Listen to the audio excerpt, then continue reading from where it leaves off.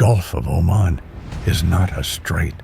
It does not have the political and legal designation that makes the Strait of Hormuz or the Bab el-Mandeb immediately recognizable as contested choke points with specific navigational rights and obligations attached to them. It is simply the body of water that connects the Arabian Sea to the Strait of Hormuz, through which every vessel bound for or departing the Persian Gulf must pass. Its legal status is uncomplicated: international waters, high seas, freedom of navigation, unrestricted by any claim that any coastal state has standing to make under international law. A vessel with a valid flag, a legitimate cargo, and a lawful destination has every right to transit the Gulf of Oman without interference from any government, regardless of what that government believes about the vessel's nationality, its owners, its charterers, or the political relationships that connect any of those parties to any other party in the region's ongoing and unresolved conflicts. Iran's Islamic Revolutionary Guard Corps Navy had a different view. The IRGCN's operational history in the Gulf of Oman and the Strait of Hormuz included the seizure of commercial vessels, the harassment of oil tankers, the temporary detention of foreign sailors, and a systematic pattern of interdiction operations against vessels whose owners or operators had connections, direct or indirect, recent or historical, to governments or entities that Iran characterized as adversaries. The legal framework that the IRGCN cited for these operations was creative in its interpretation of maritime law and was not recognized as valid by any international maritime authority. But the legal framework mattered less than the operational fact. The IRGCN had the vessels, the willingness to employ them in the confined waters of the Gulf and its approaches, and a command authority that had demonstrated it was prepared to accept the diplomatic consequences of seizure operations if the operational objectives were met. The commercial vessel in question was a container ship registered in the Marshall Islands, operated by a Greek shipping company, chartered to a logistics firm with offices in Haifa, Tel Aviv, and several European capitals. The Israeli connection was the IRGCN's stated basis for its interest in the vessel. Iran did not recognize Israel as a legitimate state, had not since 1979, and had periodically acted on that non-recognition in the maritime domain by targeting vessels with Israeli connections in waters that Iran regarded as within its sphere of influence. The vessel's charter party was not secret. It was registered in public shipping databases that the IRGCN's Maritime Intelligence Unit monitored with systematic attention. The vessel had been tracked since its departure from a Red Sea port 6 days earlier. Its route through the Gulf of Aden, its anticipated transit timing through the approaches to the Strait of Hormuz, and its destination had all been assessed by Iranian intelligence.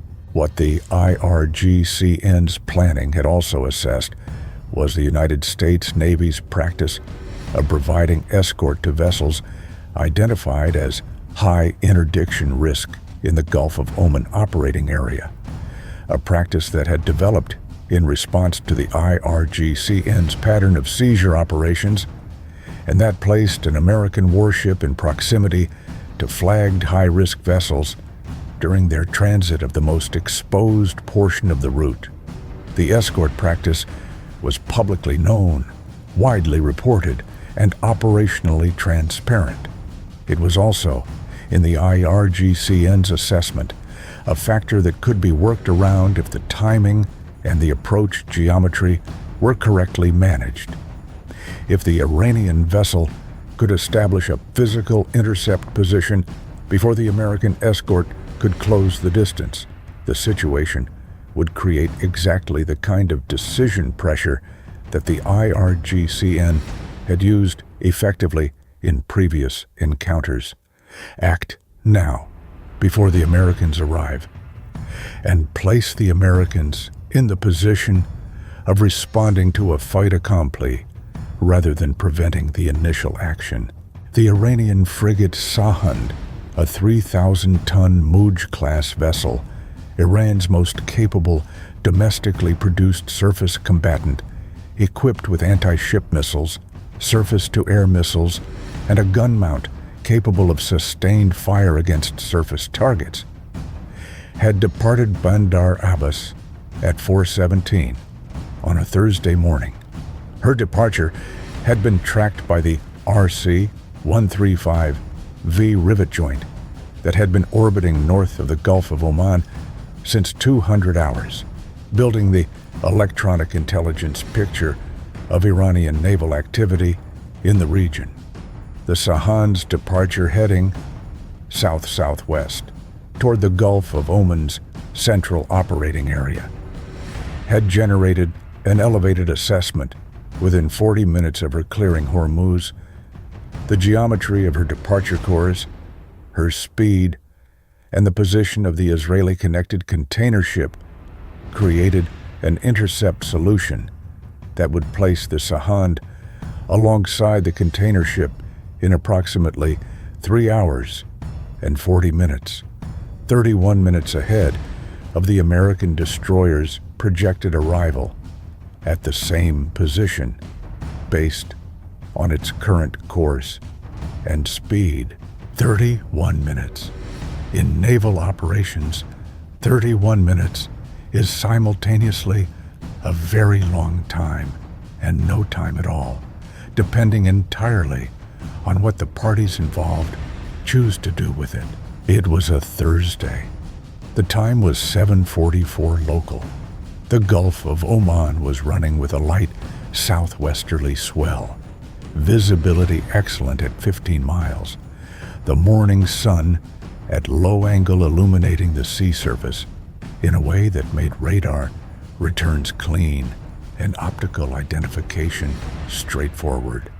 An Arleigh Burke-class guided missile destroyer was making 26 knots on a course that the navigator had plotted 11 minutes earlier when the intelligence update from the RC-135V had arrived with the Sahand's position, course, speed, and the intercept geometry assessment.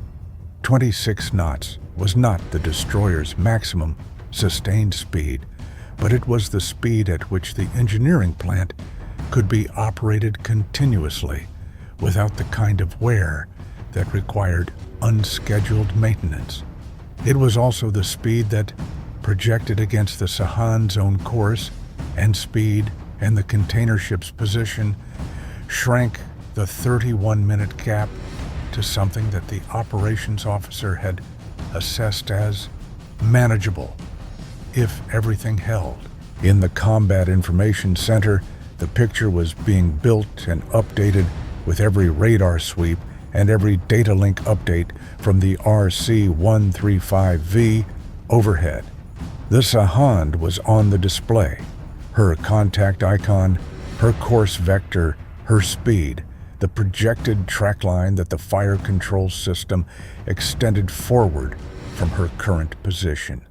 The container ship was on the display, still transiting at 14 knots on its scheduled route, its crew almost certainly unaware of the Iranian frigate 38 miles to the north and closing.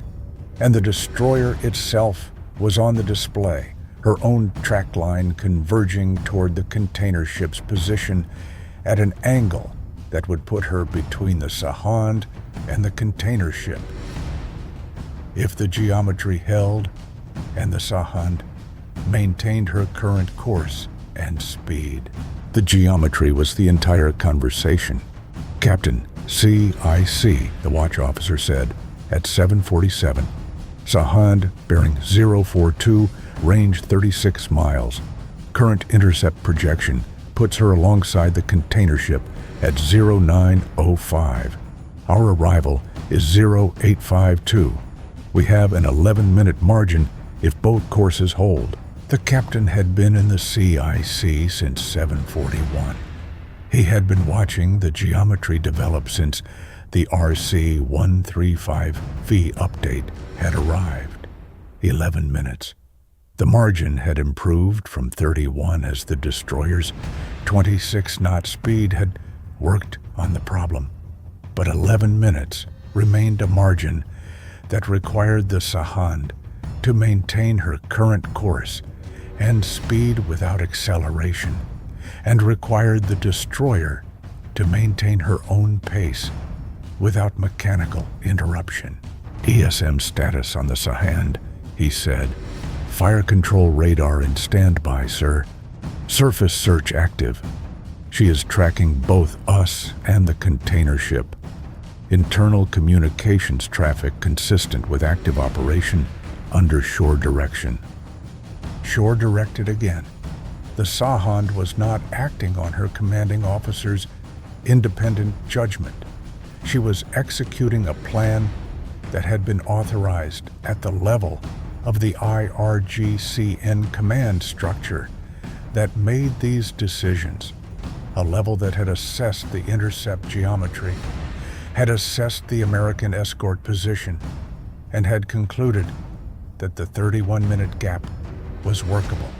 Now, it was 11 minutes, and the shore command was watching the gap close through the same radar picture that the Sahand was feeding to her operational controllers.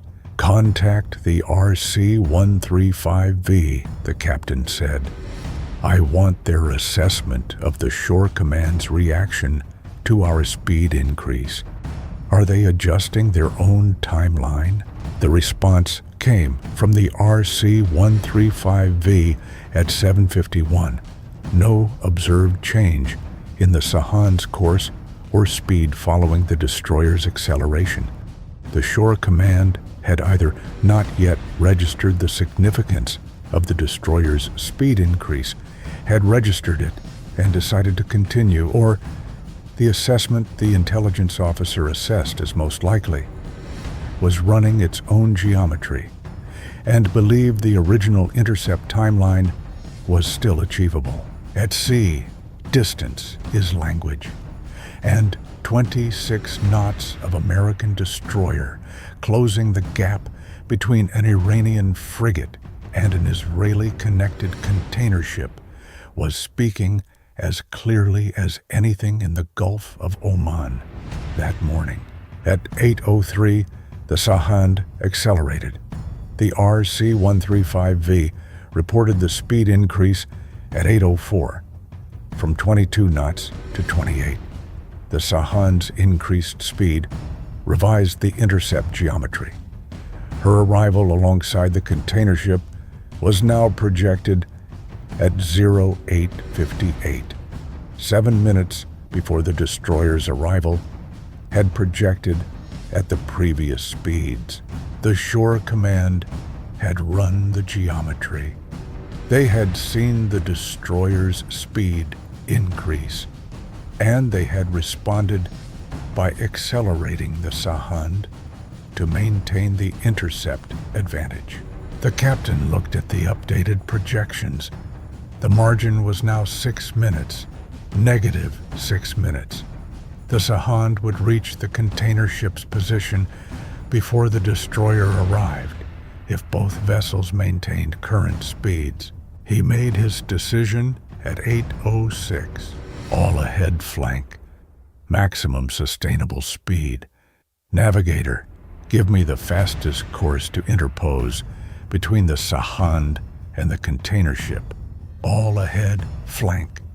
The destroyer's gas turbines pushed her speed toward 31 knots, the hull vibrating with the effort, the wake behind her broadening as she accelerated. 31 knots. The Sahand was making 28.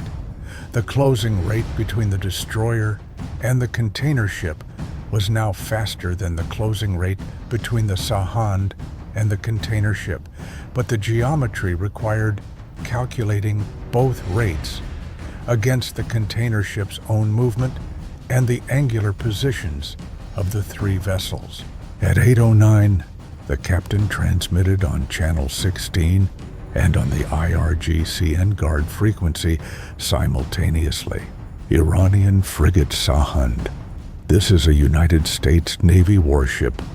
You are on a course that will bring you into proximity with a commercial vessel conducting a lawful transit in international waters of the Gulf of Oman. We are operating in this area and will maintain the safety of all commercial navigation. You are advised to alter course and reduce speed.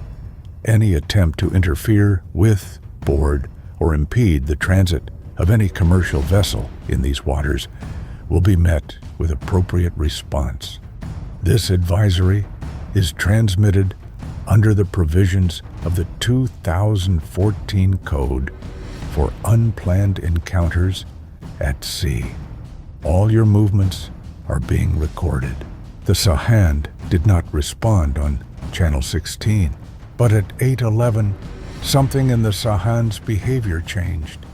The RC-135V reported that the internal communications traffic between the Sahand and her shore command had increased sharply.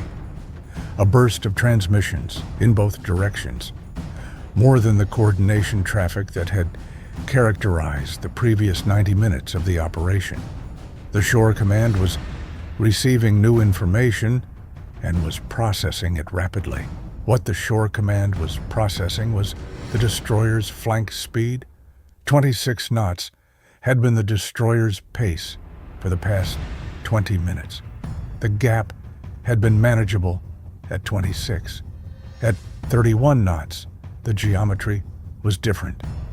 The revised intercept projections showed the destroyer arriving at the container ship's position at 8:47, 8 minutes before the Sahand's revised arrival of 8:55. The margin had flipped. The Sahand could accelerate further. Her maximum sustained speed was assessed at 30 knots, but the destroyer at 31 and the gap now opening rather than closing in the American direction, the shore command was doing the same arithmetic that the destroyer's CIC was doing, and the arithmetic was producing the same result from both perspectives. At 8:14, the Sahand altered course, not toward the container ship, 14 degrees to the right, a course adjustment that moved the frigate's track away from the container ship's position and toward a bearing that would take her across the destroyer's projected track rather than to the container ship's intercept point. The course change was small, but it was decisive in its geometric implication. The original intercept solution was being abandoned. In the CIC, the Surface Warfare Coordinator updated the projection. The Sahand's new course no longer had a CPA with the container ship that created an interdiction opportunity. The intercept geometry was dissolved, reduced to 22 knots, the captain said. He watched the Sahand's contact icon on the display, its course vector now pointing in a direction that was no longer threatening the container ship. Maintain heading. Continue toward the container ship. We will position between her and the Sahand and hold that geometry until the Sahand has opened to 20 miles. At 8:17, the destroyer transmitted a second message on channel 16. Iranian frigate Sahand, your course change is noted. We are continuing our lawful transit and will maintain the safety of all commercial navigation in this area. We remain available on this channel. Measured, professional. The message acknowledged the Sahand's course change without characterizing it as compliance or as concession. A legal precision that mattered in the record, but that communicated clearly to anyone reading the Channel 16 log that the American side had noted exactly what had happened and when. The destroyer reached a position between the Sahand and the container ship at 8:41, 6 miles from the container ship on the Sahand's bearing, interposed between the two vessels with its own hull and its own weapons in the geometry that had been the objective of the 31-knot sprint. The container ship continued its transit at 14 knots, its crew aware from a communication the destroyer had transmitted at 0823 that it was operating in proximity to an IRGCN vessel and that a United States Navy warship was in company. The Sahand held her new course for 47 minutes, running at reduced speed on a track that kept her at a range from the destroyer that was consistent with surveillance rather than interdiction. At 9:28, she turned north, back toward Hormuz, back toward Bandar Abbas, her operations objective unachieved.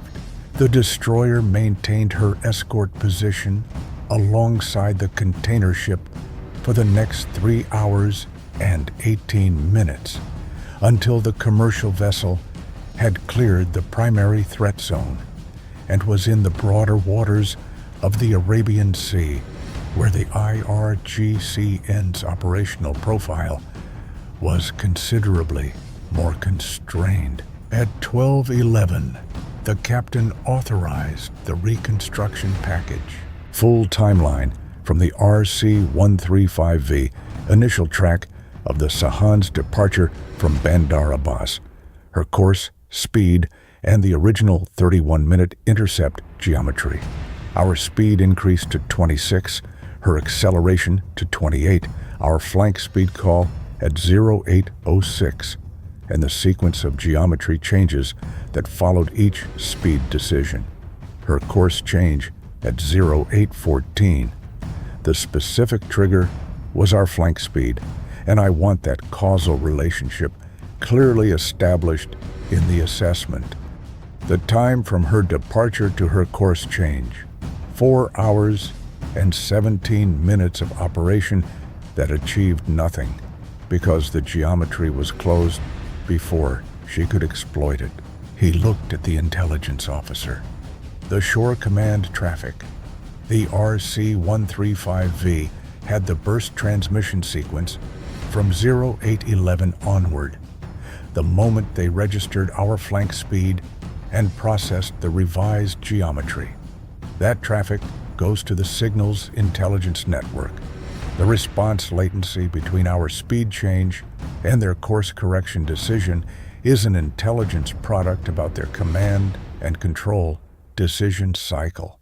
Every ship in this theater needs to know how long it takes the Sahand Shore Command to process a geometry change and issue a course correction order. He looked at the communications officer, flashed traffic to 5th Fleet and Navcent. Iranian frigate Sahand attempted an interdiction approach against a commercial vessel in the Gulf of Oman. Interdiction was prevented by destroyer interposition. Sahand turned north at 0928 without contact with the commercial vessel. No shots fired, no boarding attempt, no communications from the Sahand to the commercial vessel. The container ship continues its transit. Full reconstruction package follows. He set down his coffee and looked at the display one final time. The Sahand was at 42 miles and the range was opening steadily. The container ship was at 6 miles and holding its 14-knot transit course. The Gulf of Oman's morning had resolved into the kind of operational clarity that comes after a problem has been solved correctly. not dramatically, not through the employment of weapons, but through the precise application of speed and geometry and the professional discipline to make the right decision at 0806, when the margin had gone negative and the answer was unambiguous. What had been prevented on this Thursday morning was an IRGCN interdiction of a commercial vessel in international waters, an action that, had it succeeded, would have produced the seizure or detention of a vessel and its crew in a body of water where Iranian actions of exactly this type had been occurring with a frequency that the international maritime community regarded as a threat to the freedom of navigation that undergirds the entire global trading system. The Sahand had been stopped not by a weapons engagement, not by a warning shot, not by any action that created a military confrontation between American and Iranian naval forces. She had been stopped by an 11-minute gap that the destroyer had converted into a positive margin through a speed decision made at the correct moment and executed without hesitation. Modern naval deterrence in the gray zone of the Gulf of Oman is often precisely this: not the dramatic confrontation, but the geometry problem. The IRGCN's interdiction concept depends on closing a distance before the defending force can close a different distance. It depends on the American escort being too far away or too slow or too late to the geometry to prevent the initial contact, when the escort is none of those things, when the speed decision and the course are correct and the timeline works. The interdiction concept fails without a shot being fired. The container ship continued its transit. The Gulf of Oman held its usual morning traffic of tankers and bulk carriers and the occasional warship. The Sahand returned to Bandar Abbas with her mission unaccomplished and her shore command in possession of one piece of new information about the American destroyer's capabilities. At 31 knots, the geometry that looked workable at 26 knots is not. That information would be incorporated into the next operational plan. And the next operational plan would be met with the same professional attention to geometry and speed that had resolved this one. The Gulf of Oman belongs to no one. It is transited by everyone, and the freedom of that transit is maintained morning by morning by warships that understand that the most decisive engagements are the ones that never happen because the geometry was closed before they could begin.